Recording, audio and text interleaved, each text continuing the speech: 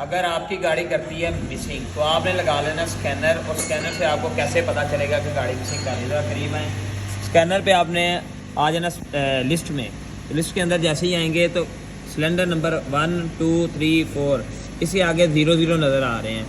ये काउंट कर रहा है कि आपका सिलेंडर 1 नंबर काम पूरा कर रहा है कि नहीं। अगर पूरा नहीं करेगा तो ये बताएगा कि इतने मिस फायर कर रहा है। जितने मिस फायर करेगा जॉनसन सिलेंडर वो बता देगा कि 1 नंबर सिलेंडर इतने मिस फायर कर रहा है, 2 इतने कर रहा है, और टोटल जो है वो इधर नीचे बताएगा miss fire counter. Total cylinder जितने मिस फायर करेगा इस जगह पे आ जाएगा।